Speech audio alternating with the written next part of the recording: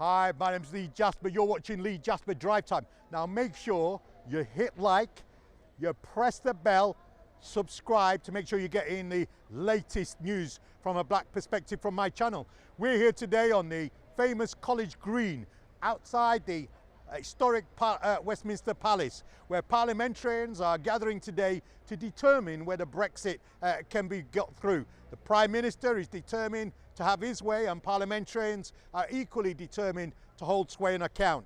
But I thought it was important to, on this historic day when we decide the fate of the nation, that we have a more diverse perspective in relation to Brexit. So I'm bringing you the black perspective on Brexit. Hi, my name's Lee Jasper. This is Brixton, London, and you're watching Lee Jasper Drive Time.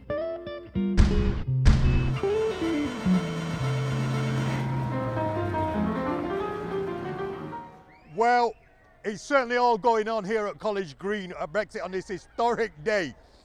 Let me tell you about the black perspective on Brexit. We think Brexit is a project of the extreme right wing, designed to reshape British economy into a low tax haven economy where the rules and regulations of European labour restrictions are not in place, where we can dispense with parental leave and we can abolish the work time directive and introduce 0 hours contracts for hours. That's what we believe. And we also believe that it's fairly inexplicable how Britain came to vote for Brexit. Not if you're black. If you're black, you understand precisely how Britain voted for Brexit. And let me tell you how that story goes. Britain voted for Brexit because since the post-war period, the government and the media has embarked on a wholesale smear campaign of propaganda in the press and in the politicians in the Westminster, which have demonized migrants. So they've tried to boost up English exceptionalism. They've tried to boost up the idea that plucky little England can manage by itself. But in reality, what they've done is force-fed their population a diet of racist propaganda for the last 30 or 40 years.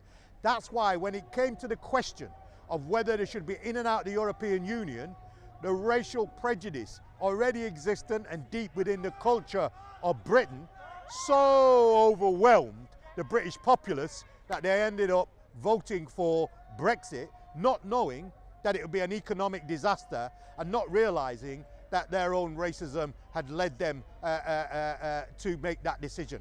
The other issue, I think, for us, it's quite clear, is that the Britain's failure to pay reparations and apology for slavery and colonialism. Now, some might say, well, what the hell has that got to do with Brexit? Well, I'm going to tell you what it's got to do with Brexit. Because a country that is in denial about its criminal past, a country that is in denial about its fundamental human rights, abuses, a country that is in denial about the contribution that African, Caribbean and other Commonwealth Asian countries, India, made to the making of modern Britain, has meant that a community has been dumbed down. British people don't even know their own history in regards to the contribution of ethnic minorities, black people and people from around the world. And in failing to apologize for that period of slavery and colonialism, in failing to make reparations, they deluded themselves that that sin, those crimes were no longer any responsibility of the current government. And we all know that if you are ill with a sickness and do not recognize the symptoms, that sickness is likely to get worse. And a failure to apologize, a failure to acknowledge, a failure to pay reparations for colonialism and slavery so dumbed down the British population that they voted for Brexit, almost out of sheer ignorance and blind prejudice. And what we say today is that black people, African people, Asian people, ethnic minorities here in the United Kingdom most resolutely support the opposition to Brexit, because the economic consequences of a no-deal Brexit will see racism in this country mature into open fascism very quickly. There will be shortages on the streets. Project Yellowhammer, the government's own assessment of the catastrophic impacts of a no-deal Brexit, have already demonstrated that. And you know what we know about European history? Anytime there's an economic decline in a European country, racism and fascism increases. So we are perfectly clear. Britain voted for Brexit because too many people within the country had been propagandized into thinking that minorities, black people, migrant workers made no significant contribution to the making of modern Britain. And in that denial, failed to psychologically and politically recognize the importance of making apology. And at the time when slavery was introduced, Queen Victoria said to leading nobles, I don't want to engage in slavery because I fear it will bring the wrath of God down on the nation. And if you like, Brexit is that wrath. A country that has weaned itself on racist attitude, xenophobia towards migrant, now reaps its just reward as it votes to slice its own economic throat right out in open public. And so what you're seeing is the consequences of Britain's failure to come to terms with its imperial history, failure to apologize for its criminal and genocidal past that has led a community to have a sense of modern day Britishness that is now related to culture and whiteness rather than inclusivity. You may say that's not true. Modern Britain has grown out of that. But why is modern Britain still deporting black British citizens who should be legally here under the Windrush scandal? And it's not just us now. Of course, we've now seen that European legislation in terms of migrants is being applied to white Europeans. So white Europeans are now finding that their partners are no longer allowed in the country. So racism just doesn't have an impact for black people, it negatively impacts all communities. And so that's the black perspective on Brexit. It's a racist project of the extreme right.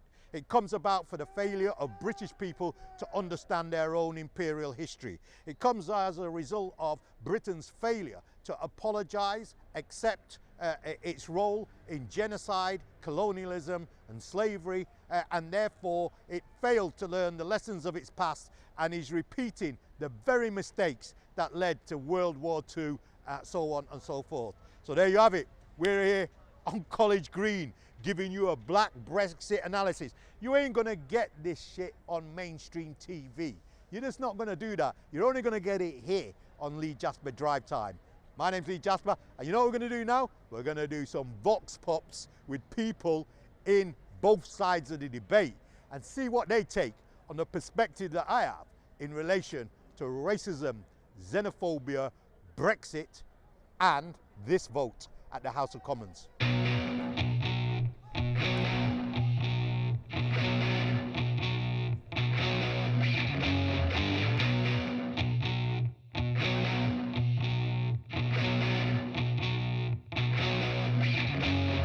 Liar, liar, pants on fire.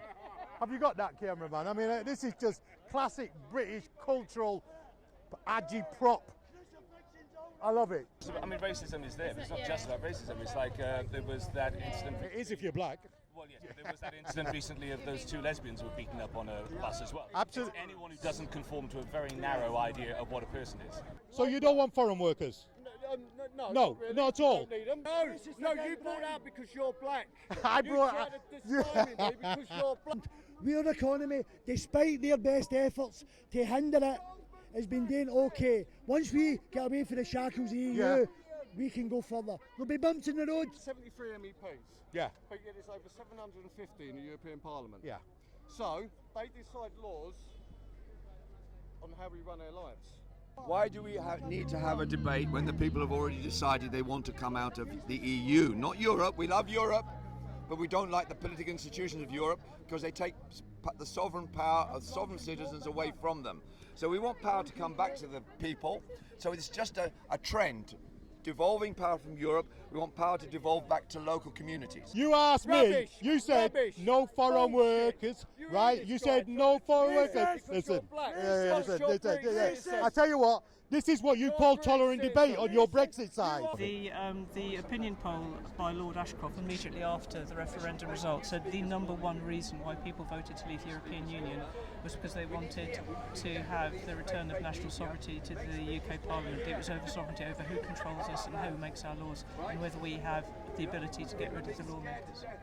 I have found, talking to Leavers, is that it's time and time again Leavers, they get personally obsessed about it. It's about them and how they feel. Very often Remainers, it's very much more about a global thing. In Economics, terms of, welfare, and trying to get a big picture on things.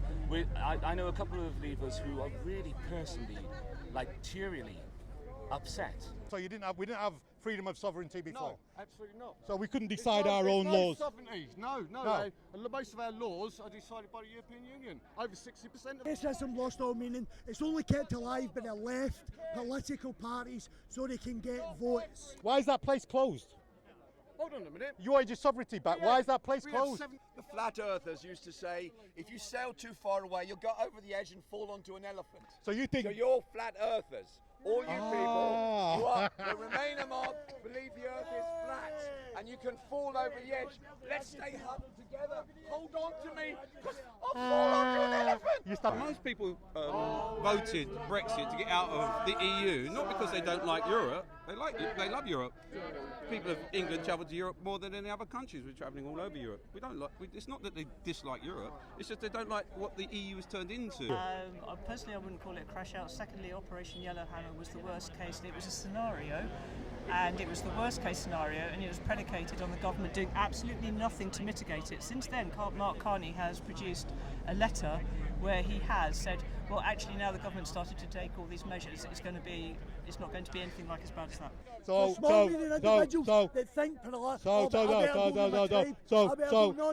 The EU was a great idea at the beginning. A economic union to make trading easier was a great idea, and many parts of the world have copied it. The North Atlantic Treaty, you've got the Pacific Rim nations, but only the EU, out of all the trading blocs around the world, only the EU marry the free movement of people with the free trade. None of the other trading blocs around the world put these two things together. Yes, they do. Which one? East Africa trade area has free movement as its basic principle. No. Yeah, it does. They Rwanda, don't. Kenya, you cannot- Uganda. If you look cannot- at Africa 2063, you'll see they've just signed off within the last week I don't know if you've a noticed, but free they're having a lot of movement. problems. No. This is no way to conduct a debate. But you're not listening. I'm trying to ask you questions. You're not listening, but Genuinely, I don't think every Leaver is a racist or anything like No, that. yeah. But Yeah. they are all making a common cause in this. If they do get what they want, what happens then? Because they will split up again. That'll end up fracturing in lots of loads of ways as well. Yeah. However, the damage will be done because it'll be a systemic thing. The system will be set up in such a way as racism and homophobia, etc., is, what's the word? Not exactly supported, but allowed, if you know what I mean. Is this what you call tolerant debate? So you are now targeting me because I'm black, right, and asking you a question. You're bringing foreign workers into it. Racism has increased 300% since you guys had your way. Do you accept Lord Ashdown findings that xenophobia played a part in people's decisions as well? Because I remember that was a priority reason, concern about immigration. Concern about immigration is not the same Number thing. two. It's not the same thing as xenophobia. It's not the same thing. You agree with me that the EU are now, the end game for the EU is to be Further integration. To build further integration until we become a United States of Europe, so we can rival the United States of America and China and the other big trading nations. They want to be more and integrated. I've got nothing wrong with that. I think Yeah. that's perfectly acceptable to have that point of view. But Yeah. I also believe that having the opposite point of view of opposing that and not wanting to be a part of the United States of Europe is not an unreasonable point of view. you're on individual racism. I'm on collective racism. No, you're not. So Well, is racist- Boris Johnson no, a racist? No. So he can call people picking any smiles, watermelon smiles, What context? What context? The context is insulting people, No, what obviously. context? No, it's not. insulting No, it's people. not. By the way, So you say that's not listen, racism. Listen, no, I'm not. So you're No. happy You're listen, happy. No, see the fact You're of happy. the ballot boxes. Yeah, If he's you're sticking happy. up, no. Hold he on, was- hold on, no, hold on. No. If he's sticking up, if he's sticking up for the people's right to wear what they want. When they said if they want to look like ballot boxes, it's up to them. You don't want content. Forget Boris Johnson's given them some of their terminology now in terms of women looking Pillar like box. letterboxes and bank robbers, watermelon smiles, all this intolerant, ignorant nonsense. He's actually a respectable, so-called respectable face for that, and it's being seized on. Yeah. And of course, what we've seen is, although they said there's no racism in Brexit, what we've seen is a 375% in race attacks and religious attacks right throughout the country. So there's a direct correlation between the EU referendum and increased intolerance on the street. I don't think that there is that relationship. I really don't. You would have to look at how the questions were constructed in the poll. But it's Lord Ashdown, so I assume... You'd have to look at how the questions were constructed, and you'd have to look at the way the statistics... When people are using statistics, it's very easy to come up with statistics that support your argument if that's what you're looking for. So listen to me. Yeah. Listen to me. I'm listen listening to me. you. See, during the EU referendum, there was a spike of racism and it stayed up. No, and a lot of that was towards Leave voters. What, the free movement of cheap labour? Do you think what's that done to the working class? It's destroyed the working class, the free movement of cheap labour. So you That's think... all it is. It's not the free movement of the free movement of So you people, it's think... the free movement of cheap labour taking over. If you believe you want to debate now, and for me it's treachery to deny the rights of those who voted to leave, and they've had 3 years to make negotiations and haven't done it. There is a call now for to overturn that decision before we've even gone out of Europe, the EU institution. Now, normally you have politicians, they're in for 4 years, then you have another election. They first get in, and then you can vote them out. So before you can call to get out of, for a change in the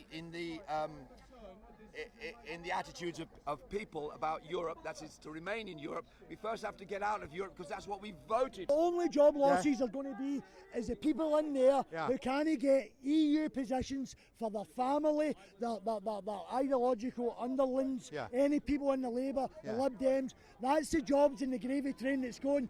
People that's come here are more than free to work here, but enough's enough. And you think we should just flood the country out with cheap labour? No, you're telling me that foreign workers shouldn't be allowed to work in Britain. All foreign workers are given the right I to am remain. asking you. Given the right to remain. I'm asking you, should they all go home then from the NHS? But they shouldn't flood out. They should not. They're not flooding out. Wages have gone down. What's the percentage? What's the percentage of foreign workers in the UK? What's the percentage? What's the percentage of foreign workers in the UK? Foreign workers okay. What? Everyone will How stay. was that as a percentage of our foreign workers? Widely reported means nothing. What, by the lying media? So you don't believe them? It's widely reported there were planes on 9/11. There were no planes on, because they're the audience. There are no planes on 9/11. It's widely reported that there is. So you don't want foreign workers? No, really. Not at all. Don't need them. Brexit's increased racism, and it's going to be an economic disaster for the country. So you don't think? Do you think it'll cause economic difficulties for the nation? I think in the short term, yes. In the long term, no. When you say short term, how long do you mean? I should think it'd be at the most a couple of years. Countries' economies go in cycles anyway. They go up and down. It will be quite disrupted now because Parliament has been sitting on its hands doing nothing for the last 3 years, 3 months. Well, we don't know it's bad for the country. Well, we do because we do not. Yeah, know, we do because we've got expert opinion from all around the world. This is opinion. Hold on. So I said race hate attacks had increased 300% since the referendum. You've asked me the definition. I'm saying the Home Office. Do you want to listen to me? Do you want to listen to me? Do you want to? Right. Next, you should be blaming these people, but you wanna blame the migrant people. It's not gonna work. We'll move on. This is what constitutes Brexit debate in our country. So here we have people who do not want to listen to facts. You know why? Because Brexit for them is all emotional. Look at this. Yeah, you can't debate with ignorance. You can't debate with ignorance. This place spent 3 years. I'd like to tell you guys, this is what passed. Let me get in. Come round, boys. Come round. Give me on. Come round, bro. Come round. Yeah. Come. Listen. Let me tell you something. Are you ready? Now, this is the problem with the Brexiteers, right? They're not prepared to have a decent debate.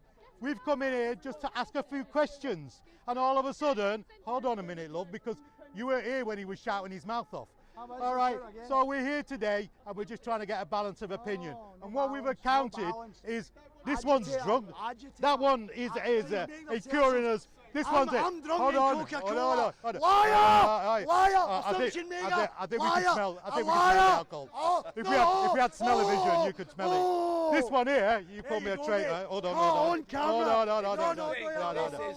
All of us here would feel a lot easier about it if we saw the Leave lobby as a whole taking responsibility for some of the people in their ranks. Because they are in their ranks, but actually what they do is they just go, oh, nothing to do with me. Why is he back? Because you're a racist. You're a racist. You know what I mean? You're drunk. You're a racist. Go away. You're a racist. You're a drunk. Go away. Is there any sane Brexiteers? Are there any fatally rational Brexiteers? Are there any just normal Brexiteers? Can you come in? On your basis, because the way the European Union has done its treaties, it does not favour the way our economy works, because we're a service-based economy. Well, you've been an absolutely delight to interview. Can I just say that? Because after that horrendous intervention down there, I found somebody who's just got an ordinary view, willing to debate it in a largely flat, emotionless way, and I think it aids debate. So thank you very much. Okay, let's talk. All right. On-camera bullshit. Drunkard, go away. You've been watching Lee Jasper's Drive Time here on College Green. We've been talking to Remainers, we've been talking to Brexiteers. I must say that the intervention with the Brexiteers, well, you'll see it on camera.